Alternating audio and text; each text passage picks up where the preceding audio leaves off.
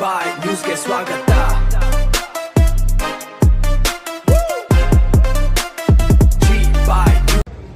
Normal delivery ಆಗಿದೆ ಗಂಡು ಮಗು. ಈಗ ಗಂಡು ಮಗುಗೆ ಸುಮಾರು 3 ವರ್ಷ ವಯಸ್ಸಾಗ್ತದೆ. ಈಗ ಮೂರನೇ ಮಗು ಸ್ಟಾರ್ಟಿಂಗ್ ಇಂದ ಪ್ರೆಗ್ನೆನ್ಸಿ ಕನ್ಫರ್ಮ್ ಆದಾಗಿಂದ ಇಲ್ಲೇ ಇರುವಂತ ಸುಮಾ ಮೇಡಮ್ ಅವರೇ ನೋಡ್ತಾ ಇದ್ದೀವಿ. ನರ್ಮದಾ ಅನ್ನೋರು ಪ್ರೆಗ್ನೆನ್ಸಿ ಕನ್ಫರ್ಮ್ ಆಯಿತು, ಅವ್ರು ಡೆಲಿವರಿಗೆ ಬರಬೇಕಾಯಿತು. ಡೆಲಿವರಿಗೆ ಬಂದಿದ್ದ ದಿನ ಮೇಡಮ್ ಅವ್ರು ಡ್ಯೂಟಿಯಲ್ಲಿಲ್ಲ. ಇಲ್ಲಿ ಕೆಲಸ ಮಾಡುವಂತ ಮಂಜುಳಾ ಮೇಡಮ್ ಅವರು ಡ್ಯೂಟಿಯಲ್ಲಿ ಇರ್ತಾರೆ. ಅವ್ರೇನು ಮಾಡ್ತಾರೆ ಅಂತಂದ್ರೆ ಮುದ್ದೇನಹಳ್ಳಿಗೆ ರೆಫರ್ ಮಾಡ್ಕೊಳ್ತಾರೆ. ಮುದ್ದೇನಹಳ್ಳಿಗೆ ನಾವು ಇಲ್ಲಿಂದ ಈ ಹಾಸ್ಪಿಟಲ್ ಆಂಬುಲೆನ್ಸಲ್ಲೇ ನಾವು ಮುದ್ದೇನಹಳ್ಳಿ ಹಾಸ್ಪಿಟಲ್ ಹೋಗ್ತೀವಿ. ಮುದ್ದೇನಹಳ್ಳಿ ಹಾಸ್ಪಿಟಲಲ್ಲೂ ನಾರ್ಮಲ್ ಡೆಲಿವರಿ ಆಗುತ್ತೆ, ಅದು ಗಂಡು ಮಗು. ಆ ಮುಟ್ಟಿದಂಥ ಗಂಡು ಮಗು ಸ್ವಲ್ಪ ವೀಕ್ ಇದೆ ಅಂತ ಹೇಳಿ ಮಾಡ್ತಾರೆ. ಮುದ್ದೇನಹಳ್ಳಿ ಸತ್ಯಸಾಯಿ ಹಾಸ್ಪಿಟಲ್ ಸುಮಾರು ಒಂದು 15ರಿಂದ 17 ದಿನ ಅಲ್ಲೇ ಇಟ್ಕೊಂಡು ಮಗು ನಾರ್ಮಲ್ಗೆ ಬಂದಿದೆ, ತಾಯಿ ಆರಾಮಿದೆ, ಹೋಗ್ಬೋದು ಅಂತ ಡಿಸ್ಚಾರ್ಜ್ ಮಾಡ್ತಾರೆ.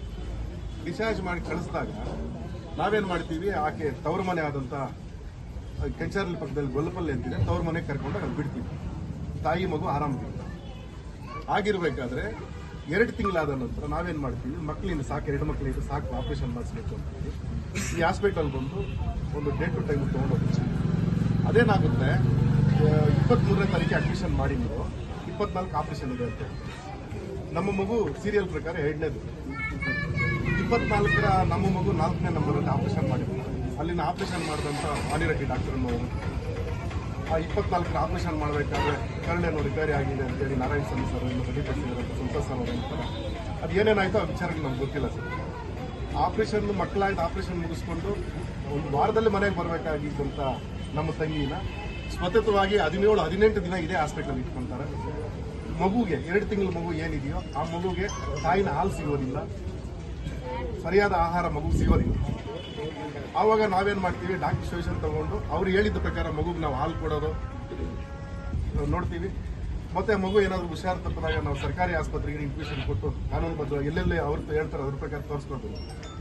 ಸರಿ, ಏನಾಯಿತು, ಇಲ್ಲಿ ನಾವು ನಮ್ಮ ಮಗುಗೆ ಸರಿ ಯಾಕೆ ಇಟ್ಕೊಂಡಿದ್ರೆ ಡಿಸ್ಚಾರ್ಜ್ ಮಾಡಿ ಅಂತ ನಾವು ಸಂತೋಷ್ ಡಾಕ್ಟರ್ ಕೇಳ್ತೀವಿ. ಸಂತೋಷ್ ಡಾಕ್ಟರ್ ಅವ್ರು ಹೇಳ್ತಾರೆ, ಈ ಸ್ವಲ್ಪ ಏನೋ ಕರಳು ಕಟ್ಟಾಗಿತ್ತು, ಅದನ್ನು ನಾರಾಯಣ ಸ್ವಾಮಿ ಡಾಕ್ಟರ್ ಬಂದು ರಿಪೇರಿ ಮಾಡಿದ್ದಾರೆ, ಈಗ ಆರಾಮಿದೆ, ಈ ಒಂದು ಹುಣ್ಣು ಸ್ವಲ್ಪ ಇನ್ನು ಹಸಿ ಇದೆ, ಸರಿ ಹೋಗುತ್ತೆ, ಡಿಸ್ಚಾರ್ಜ್ ಮಾಡಿ ಅಂತಾರೆ. ಅದಕ್ಕೆ ಫಸ್ಟೇನೆ ಪದೇ ವಾಣಿ ಮೇಡಮ್ ಅವರು ಇಲ್ಲಿನ ಸ್ಟಾಫ್ ನರ್ಸ್ಗಳಿಗೆ ಹೇಳೋದು, ನಾರಾಯಣ ಸ್ವಾಮಿ ಡಾಕ್ಟರ್ಗೆ ಹೇಳೋದು, ಡಿಸ್ಚಾರ್ಜ್ ಮಾಡಿಬಿಡಿ ಅಂತ ಹೇಳ್ತಿರ್ತಾರೆ. ನಮಗೆ ಒತ್ತಡ ಕೊಟ್ಟಿರ್ತಾರೆ ಡಿಸ್ಚಾರ್ಜ್ ಮಾಡ್ಕೊಂಡು ಹೊರಟೋಗಿ ಅಂತ. ಆದರೆ ನಾವು ಸಂತೋಷ್ ಸರ್ ಸಪೋರ್ಟ್ ತಗೊಂಡು ಇಲ್ಲಿಂದ ಡಿಸ್ಚಾರ್ಜ್ ಮಾಡಿದ್ವಿ, ಇಲ್ಲೇ ಇಟ್ಟಿರ್ತೀವಿ. ಸರಿ, 7ನೇ ತಾರೀಕು ಏನು ಮಾಡ್ತೀವಿ, ಸರಿ ಆಯಿತು ಸರ್, ಮಗು ಬೇರೆ ಸ್ನಾನ ಮಾಡಿರಲಿಲ್ಲ, ಏನಿಲ್ಲಿ 17-18 ದಿನ ಬಾಳಿಂತ ಇತ್ತು, ಇವರಲ್ಲಿ ಟ್ರೀಟ್ಮೆಂಟ್ ಪಡೀತಿತ್ತು. ಆ ತಾಯಿ ಹತ್ರ ಮಗು ಹಾಲು ಕುಡಿತಾ ಇದ್ದೀವಿ 23ನೇ ತಾರೀಕಿಂದ. 22 ಮಗು ಆರಾಮಾಗಿ ಹಾಲು ಕುಡಿತಿತ್ತು.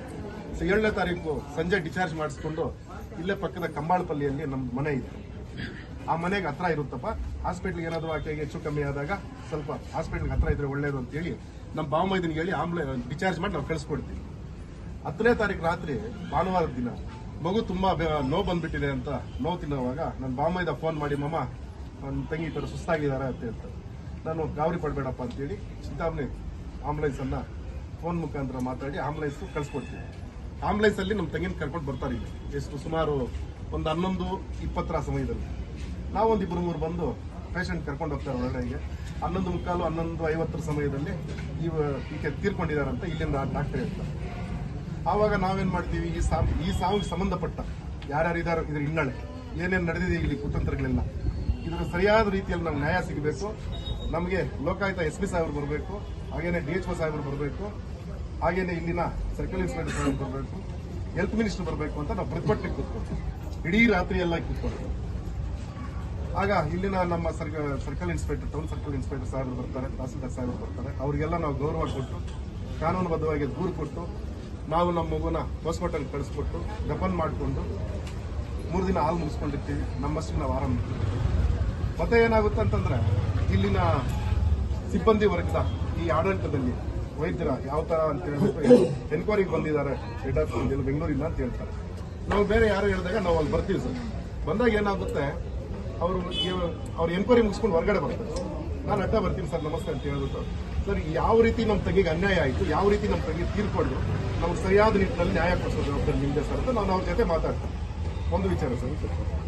ಎರಡನೇ ವಿಚಾರ ಬಂದು ಲೋಕಾಯುಕ್ತ SP ಸಾಹೇಬ್ ಫೋನ್ ಮಾಡ್ತಾರೆ. ನಮ್ಮ ಹೆಡ್ ಆಫೀಸಿಂದ ಫೋನ್ ಮಾಡಿದ್ರು, ತಮಗೇನಾದರೂ ನಮ್ಮ ಲೋಕಾಯುಕ್ತಲ್ಲಿ ಕಂಪ್ಲೇಂಟ್ ಕೊಡೋ ಉದ್ದೇಶ ಇದ್ದರೆ ಬಂದು ತಾವು ಕಂಪ್ಲೇಂಟ್ ಕೊಡಿ, ಇಲ್ಲ ನಾವು ಸುಮೋಟೋಗೆ ತೊಗೊತೀವಿ ಅಂತ ಹೇಳ್ತಾರೆ ಸರ್. ಇಲ್ಲ ಸರ್, ನಾವು ಸ್ಟಾರ್ಟಿಂಗ್ ಡೇನೇ ತಾವು ಬರಬೇಕು ಅಂತ ನಾವು ಹೇಳಿದ್ವಿ, ಆದರೆ ನಮ್ಮ ಕಂಪ್ಲೇಂಟ್ ಕೊಡೋ ಇಂಟೆನ್ಷನ್ ಇದೆ, ನಾವು ಬಂದು ಕಂಪ್ಲೇಂಟ್ ತಮ್ಮ ಕೊಡ್ತೀವಿ ಸರ್, ತಮ್ಮಲ್ಲೇ ನಮ್ಗೆ ಒಳ್ಳೆ ನ್ಯಾಯ ಸಿಗಬೇಕು ಅಂತ ನಾವು ಲೋಕಾಯುಕ್ತ SP ಸಾಹೇಬರಿಗೆ ಕಂಪ್ಲೇಂಟ್ ಕೊಡ್ತೀವಿ ಚಿಕ್ಕಬಳ್ಳಾಪುರದಲ್ಲಿ. ನಾವು ಇಲ್ಲಿ ಎನ್ಕ್ವೈರಿ ಬಂದಂಥ ಆಫೀಸರ್ಸ್ ಜೊತೆ ಮಾತಾಡಿರೋದು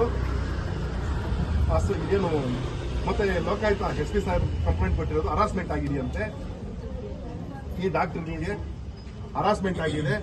ನಾವು ಮಿನಿಸ್ಟರ್ ಜೊತೆ ಮಾತಾಡಿದ್ದೀವಿ, ಕಂಪ್ಲೇಂಟ್ ಕೊಡಕ್ಕೆ ಹೇಳಿದ್ದಾರೆ ಟೌನ್ ಪೊಲೀಸ್ ಸ್ಟೇಷನ್ನಲ್ಲಿ. ಹಾಗೇನೆ ಚಿಕ್ಕಬಳ್ಳಾಪುರದಲ್ಲಿ ಇವತ್ತು ಕೆಲವರ ನಾಯಕರು, ಅವರು ಬೇಕಾದಂಥ ನಾಯಕರು ಪ್ರೆಸ್ ಮೀಟ್ ಮಾಡ್ತಾ ಇದ್ದೀವಿ ಅಂತ ಅಲ್ಲಿನ ನಮಗೆ ಒಂದು ವಿಚಾರ ಗೊತ್ತಾಯಿತು. ಬೇರೆ ವ್ಯಕ್ತಿ ಅವ್ರಿಗೆ ಸಂಬಂಧಪಟ್ಟ ಫೋನ್ ಮಾಡಿ ಹೇಳಿದ್ರು, ಅದನ್ನು ರೆಕಾರ್ಡ್ ಮಾಡಿಟ್ಟಿದ್ದೀವಿ. ಈಗ ತಾಯಿ ಸತ್ತೋಯ್ತು, ಮಗು ಸತ್ತೋಯ್ತು, ಈ ನೋವಲ್ಲಿ ನಾವಿದ್ರೆ ನಾವು ಸರ್ಕಲ್ ಇನ್ಸ್ಪೆಕ್ಟರ್ ಹೇಳಿದೀವಿ ನೀವು ಕಂಪ್ಲೇಂಟ್ ಕೊಡಿ ಹರಾಸ್ಮೆಂಟ್ ಅಂತ ಹೇಳೋದು ಒಂದು ಕಡೆ. ತಾಯಿ ಮಗು ಸತ್ತಿದೆ ಅಂತಂದ್ರೆ ಇಲ್ಲಿನ ಜನಪ್ರತಿನಿಧಿಗಳು ಬಂದು ನಮ್ಮ ಕಷ್ಟ ಸುಖಗಳನ್ನು ವಿಚಾರಿಸೋರ ಇಲ್ಲ, ಅಧಿಕಾರಿಗಳು ನೋಡಿದ್ರೆ ನಿರ್ಲಕ್ಷ್ಯ. ಈಗ ನಮ್ಗೆ ನ್ಯಾಯ ಕೊಡಿಸೋರು ಯಾರು ಸರ್? ಹಾಗಾಗಿ ಈಗ ನಮ್ಗೆ ಸರಿಯಾದ ನಿಟ್ಟಿನಲ್ಲಿ ತನಿಖೆ ಆಗಬೇಕು, ನಮ್ಮ ತಂಗಿ ಮತ್ತೆ ನಮ್ಮ ತಂಗಿ ಮಗನಿಗೆ ಸರಿಯಾದ ನ್ಯಾಯ ಕೊಡಿಸಬೇಕು. ಈಗ ಈ ಮಗು ಸಾವು ಕಾರಣನೂ ಇಲ್ಲಿನ ವೈದ್ಯರೇ ಸರ್, ಇಲ್ಲಿನ ಡಾಕ್ಟರ್ ಯಾರು ನಮ್ಮ ತಂಗಿ ಟ್ರೀಟ್ಮೆಂಟ್ ಕೊಟ್ಟಿದ್ದಾರೋ ಅವರೇನೇ ಕಾರಣ ಏನು ಅಂತಂದ್ರೆ 18 ದಿನ ಕಾಲ ಸತತವಾಗಿ ಹಾಸ್ಪಿಟಲ್ ಇಟ್ಕೊಂಡು ಟ್ರೀಟ್ಮೆಂಟ್ ಕೊಟ್ಟು ಮಗುಗೆ ಸರಿಯಾದ ಆಹಾರ ಇಲ್ಲದೆ, ತಾಯಿ ಹಾಲಿಲ್ಲದೇನೆ ಆ ಮಗು ಸಾವನ್ನಪ್ಪಿರೋದಕ್ಕೆ ನೇರವಾದ ಕಾರಣ ನಮ್ಗೆಲ್ರಿಗೂ ಕಂಡು ಬರ್ತಾ ಇದೆ, ತಮ್ಮ ಕಣ್ಣು ಮುಂದೆ ಕಾಣಿಸ್ತಾ ಇದೆ ಸರ್. ಆದ್ರಿಂದ ಈಗ ತಾವು ಯಾವ ರೀತಿಯಲ್ಲಿ ನಮ್ಗೆ ನ್ಯಾಯ ಕೊಡಿಸ್ತೀರೋ ಅದು ತಾವೇ ಹೇಳಬೇಕು sir. Narmada wife of Obalesh 22 ವರ್ಷದ ಮಹಿಳೆ ಏನು ಸಾವನ್ನಪ್ಪಿತ್ತು, ಅದಕ್ಕೆ 23 ವರ್ಷ 22 ತುಂಬಿ 23 ಆಗಿತ್ತು. ಅದು ಮೊದಲನೇದು ಇಲಾಖೆ ಪರ ವಿಷಾದನೀಯ. ಯಾಕೆಂದರೆ ಯಾವುದೇ ಒಂದು ತಾಯಿ ಸತ್ತನಂತೆ ಅದು ಮಗು ಕುಟುಂಬಕ್ಕೂ ಕೂಡ ಆರ್ಥಿಕವಾಗಿ ಮತ್ತು ಕೌಟುಂಬಿಕ ನಷ್ಟ ಆಗುತ್ತೆ. ಸೊ ಅದು ಸಾವನ್ನಪ್ಪಿರ್ತಿರೋದು ದುರಾದೃಷ್ಟ. ಸೊ ಈಗ ಆಲ್ರೆಡಿ ಅದು 3ನೇ ಹೆರಿಗೆ ಆಗಿತ್ತು. ಈಗೆಲ್ಲ ನಾರಾಯಣ ಸ್ವಾಮಿ ಅವರು ಡೀಟೇಲ್ ಆಗಿ ಎಲ್ಲನೂ ಕೂಡ ಅವರ ತಂಗಿ ವಿಚಾರದ ಬಗ್ಗೆ ನರಸಿಂಹಮೂರ್ತಿ ಅವರು ಪೂರ್ಣ ವಿಚಾರಗಳನ್ನು ಕೂಡ ಹೇಳಿದ್ದಾರೆ. ಮೊದಲನೇ ಹೆರಿಗೆ ಎಲ್ಲ ಇತ್ತು, 2ನೇದು ಹೆರಿಗೆ ಸಹಜವಾಗಿ ಹೆರಿಗೆ ಆಗಿದೆ. ಮಗು ಮುದ್ದೇನಹಳ್ಳಿಲಿ ಹುಟ್ಟಿದಾಗ ಏನು 3ನೇ ಹೆರಿಗೆ ಹುಟ್ಟಿದಾಗ 1.7 kg ಇತ್ತು, ತೂಕ 2.5 kg ಅಂತ ಕಡಿಮೆ ಇರೋ ಕಾರಣ ಅಲ್ಲಿ NICU ಅಡ್ಮಿಷನ್ ಆಗಿ ಅಲ್ಲೂ ಸುಮಾರು 15ರಿಂದ 16 ದಿನಗಳ ಕಾಲ ಮುದ್ದೇನಹಳ್ಳಿ ಸತ್ಯಸಾಯಿ ವೈದಿಕ ಕಾಲೇಜಲ್ಲಿ ಹಾಸ್ಪಿಟಲ್ ಅಡ್ಮಿಟ್ ಆಗಿ ಹುಷಾರಾಗಿ ಮನೆಗೆ ಬಂದಿರ್ತಾರೆ. ದಿನಾಂಕ 17/3/2026 ಈಗ ಆಲ್ರೆಡಿ 2 ಮಕ್ಕಳಿದ್ದಾರೆ, 2 ಗಂಡು ಮಕ್ಕಳು ಇರೋದ್ರಿಂದ ಅದು ಸಂತಾನ ಚಿಕಿತ್ಸೆಗೋಸ್ಕರ ಬಂದು ಚೆಕಪ್ ಮಾಡಿ ರಕ್ತ ಪರೀಕ್ಷೆ ಮಾಡಿಸ್ಕೊಂಡು ಹೋಗಿರ್ತಾರೆ. ಪುನಃ 23ನೇ ತಾರೀಕು ನಮ್ಮ ಇವರು ನಾರಾಯಣ ಸ್ವಾಮಿ ಅವರು ಹೇಳ್ದಂಗೆ ನರಸಿಂಹಮೂರ್ತಿ ಅವರು ಹೇಳ್ದಂಗೆ 23ನೇ ತಾರೀಕು ಬಂದು ಕೂಡ ಆಸ್ಪತ್ರೆಗೆ ಅಡ್ಮಿಟ್ ಆಗಿದ್ದಾರೆ. ಅವತ್ತು ಕೂಡ ಎಲ್ಲ ರಕ್ತ ಪರೀಕ್ಷೆಗಳೆಲ್ಲ ಕೂಡ ನಾರ್ಮಲ್ ಆಗಿದೆ. 24ನೇ ತಾರೀಕು ಶಸ್ತ್ರಚಿಕಿತ್ಸೆಯನ್ನು ಮಾಡಿದ್ದಾರೆ. ಏನು LTO ಮಕ್ಕಳಾಗ್ದಂಗೆ ಆಗ್ತಕ್ಕಂಥ ಕುಟುಂಬ ಕಲ್ಯಾಣ ಶಸ್ತ್ರಚಿಕಿತ್ಸೆಯನ್ನು ಮಾಡಿದ್ದಾರೆ.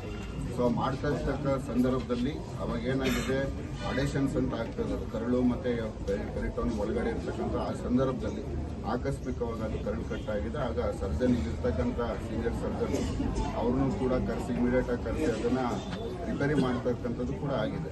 ಆದಮೇಲೆ ಸುಮಾರು 15 ದಿನಗಳ ಕಾಲ 24ರಿಂದ ಸುಮಾರು 7ನೇ ತಾರೀಕುವರೆಗೂ ಕೂಡ ಇಲ್ಲೇ ಅಡ್ಮಿಟ್ ಆಗಿದೆ. 7ನೇ ತಾರೀಕು ಸಾಯಂಕಾಲ ಡಿಸ್ಚಾರ್ಜ್ ಮಾಡಿ ಕಳಿಸಿದ್ದಾರೆ.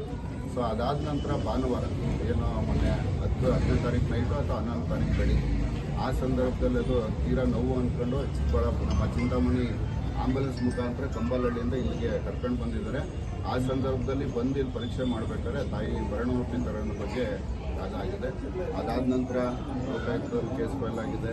ನಮ್ಮ DJD ಮತ್ತು ಸ್ಟೇಟಿಂದ DDಗಳು ಕೂಡ ಬಂದು ಆಲ್ರೆಡಿ ಅದನ್ನು ತನಿಖೆಯನ್ನು ಮಾಡ್ತಾ ಇದ್ದಾರೆ. ಈಗ ಅದು ಪೋಸ್ಟ್ ಮಾರ್ಟಮ್ ಕೂಡ ಆಗಿದೆ. ಸೊ ಈ ಸಂದರ್ಭದಲ್ಲಿ ಮಗು ಇರ್ತಕ್ಕಂಥದ್ದು, ಮಗು ಸಾವನ್ನಪ್ಪಿದ್ರೆ ಇನ್ನೂ ದುರಾದೃಷ್ಟ ಅದು. ಯಾಕೆಂದರೆ ಮಗುನೂ ಕೂಡ ಚೆನ್ನಾಗಿ ಅದು ಇದಾಗಬೇಕಾಯಿತು. ಅದು 2 ದಿನದಿಂದ ಸ್ವಲ್ಪ ಜ್ವರ ಇತ್ತು ಅಂದ್ಬಿಟ್ಟು ಇಲ್ಲೂ ಬಂದು ಕೂಡ ತೋರಿಸಿದ್ದಾರೆ. ಪುನಃ ಮುದ್ದೇನಹಳ್ಳಿಗೂ ಕೂಡ ಹೋಗಿ ತೋರಿಸ್ಕೊಂಡು ಬಂದಿದ್ದಾರೆ. ಆ ಚಂಡಿ ಜಾಸ್ತಿ ಅಂದ್ಬಿಟ್ಟು ರಾತ್ರಿ ಸುಮಾರು 7:30-8 ಗಂಟೆ ಸಮಯದಲ್ಲಿ ರಾತ್ರಿ 7:30-8 ಗಂಟೆ ಸಮಯದಲ್ಲಿ ಜ್ವರ ಚಂಡಿ ಜಾಸ್ತಿ ಮಾಡ್ತಾ ಇದೆ ಅಂತ ಸಂದರ್ಭದಲ್ಲಿ ಪುನಃ 108 ಆಂಬುಲೆನ್ಸ್ ಮುಖಾಂತರ ಇಲ್ಲಿ ತಂದಿದ್ದಾರೆ. ಆನ್ ದಿ ವೇ ಅದು ಡೆತ್ ಆಗಿದೆ ಅಂತ ಹೇಳಿದ್ದಾರೆ. ಸೊ ಮಗು ಆಗಿರ್ಬೋದು, ತಾಯಿಗೆ ಪ್ರತಿಯೊಂದು ಜೀವ ಕೂಡ ಭಾಳ ಮುಖ್ಯ. ಯಾವುದೇ ಒಂದು ಸಲ ಇರ್ತಕ್ಕಂಥ ಜೀವ ವಾಪಸ್ ಬರೋದು ಕೂಡ ಯಾರಿಗೆಲ್ಲೂ ಕೂಡ ಶಕ್ತಿ ಇರೋದಿಲ್ಲ. ಈಗ ಆಗಿರ್ತಕ್ಕಂಥ 2 ಕೂಡ ದುರಾದೃಷ್ಟ. ಅದಕ್ಕೆ ನ್ಯಾಯ ಕೊಡಿಸ್ತಕ್ಕಂಥ ವ್ಯವಸ್ಥೆ ಈಗ ಆಲ್ರೆಡಿ ಸೈಮಲ್ಟೇನಿಯಸ್ ಆಗಿ 3 ಹಂತದಲ್ಲಿ ತನಿಖೆ ಆಗ್ತಾ ಇದೆ. ಒಂದು ಲೋಕಾಯುಕ್ತ ಆಗಿದೆ, ಒಂದು ಸುಮೋಟೋ ಇದ್ರ ಕಡೆಯಿಂದ ಜಡ್ಜ್ ಕಡೆಯಿಂದ ಆಗ್ತಾಯಿದೆ, ಇಲಾಖೆ ಕಡೆ 3 ಹಂತದಲ್ಲೂ ತನಿಖೆ ಆಗ್ತಾ ಇದೆ. ಸೂಕ್ತವಾದಂಥ ನ್ಯಾಯ ಕೊಡಿಸಿದ ನಿಟ್ಟಿನಲ್ಲಿ ನಾವು ಮಾಡ್ತೀವಿ, ಕೊಡಿಸ್ತೀವಿ. ಸರ್ ತಂಗಿ ತೀರ್ಕೊಂಡಿಲ್ಲ. ನಾವು ಇದುವರೆಗೂ ಆ ಸಂಬಂಧಪಟ್ಟ ಚಿಂತಾಮಣಿ ಸಾರ್ವಜನಿಕ ತಾಯಿ ಮಕ್ಕಳ ಆಸ್ಪತ್ರೆಯಲ್ಲಿ ಈಗ 60 ಬೆಡ್ ಇತ್ತು, 60 ಬೆಡ್ಡಿಂದ ಈಗ 100 ಬೆಡ್ ಹೆಚ್ಚುವರಿ ಕೂಡ ಆಗಿದೆ. ಒಂದು ಈ ಭಾಗದಲ್ಲಿರ್ತಕ್ಕಂಥ ಬಹುತೇಕ ಕೂಲಿ ಕಾರ್ಮಿಕರಿರ್ಬೋದು, ಬಡವರಿರ್ಬೋದು, ಬರ್ತಕ್ಕಂಥವ್ರು ಅವರೇ. ಇವತ್ತು ತಿಂಗಳಿಗೆ 200ರಿಂದ 220 ಡೆಲಿವರಿಗಳಾಗ್ತಾ ಇದೆ. 220 ಡೆಲಿವರಿಯಲ್ಲಿ ಶೇಕಡ 48% ಮಾತ್ರ ಸಿಸೇರಿಯನ್ ಆಗ್ತಾ ಇದೆ. ಮೊದಲು 60% ಇತ್ತು. ಈಗೆಲ್ಲನೂ ಕೂಡ ಅಂತ ಒಂದೇ ದಿನ ಕಡಿಮೆ ಮಾಡೋಕ್ಕೆ ಸಾಧ್ಯ ಇಲ್ಲ, ಮಾಡ್ತಾ ಇದ್ದಾರೆ. ಈಗ ತಾವು ಖಾಸಗಿ ಹಾಸ್ಪಿಟ್ಲದ್ದು ಕಂಪ್ಲೇಂಟ್ ಹೇಳಿದರೆ ಏನೇನು ಕಂಪ್ಲೇಂಟ್ ಇದೆ ಅದು ಹಂತವಾಗಿ ನಾವು ಕ್ರಮ ತಗೊಳ್ತಕ್ಕಂಥದ್ದಾಗ್ತದೆ. ಅದು ನ್ಯಾಯಾಂಗ ತನಿಖೆನೂ ಕೂಡ ಸೈಮಲ್ಟೇನಿಯಸ್ ನಡೀತಾ ಇದೆ. ಈಗ ಬಹುತೇಕ ಸಾರ್ವಜನಿಕ ಹಾಸ್ಪಿಟಲ್ ಈಗ 100 ಬೆಡ್ ಇದೆ, ಅದನ್ನು 150 ಮತ್ತು 200 ಒಟ್ಟು ಈಗ 300 ಬೆಡ್ ಹಾಸ್ಪಿಟಲ್ ಹೆಚ್ಚುವರಿ ಕೂಡ ಮಾಡ್ತಾ ಇದೆ. ಅದು ಸಂಬಂಧಪಟ್ಟಂಗೆ ಮಾನವ ಸಂಪನ್ಮೂಲ ಇರ್ಬೋದು, ಮಾನ್ಯ ನಮ್ಮ ಜಿಲ್ಲಾ ಉಸ್ತುವಾರಿ ಸಚಿವರು ಹಾಗೂ ಈ ಕ್ಷೇತ್ರದ ಶಾಸಕರು ಅವರು ಕೂಡ ಈ ಒಂದು ಹಾಸ್ಪಿಟಲ್ ಅಭಿವೃದ್ಧಿ ಮಾಡೋದಕ್ಕೆ ಅವರು ಕೂಡ ಸರ್ಕಾರದ ಮಟ್ಟದಲ್ಲಿ ಎಫರ್ಟ್ ಮಾಡ್ತಾ ಇದ್ದಾರೆ. ಸೊ ಮುಂದಿನ ದಿನಗಳಲ್ಲಿ ಈ ರೀತಿ ಏನಾಗಿದೆ ಅದು ಮುಂದೆ ಯಾರಿಗೂ ಕೂಡ ಆಗದಂಗೆ ನಿಟ್ಟಿನಲ್ಲಿ ನಾವು ಕ್ರಮ ವಹಿಸ್ತಕ್ಕಂಥ ವ್ಯವಸ್ಥೆ ನಾವು ಮಾಡ್ತೀವಿ.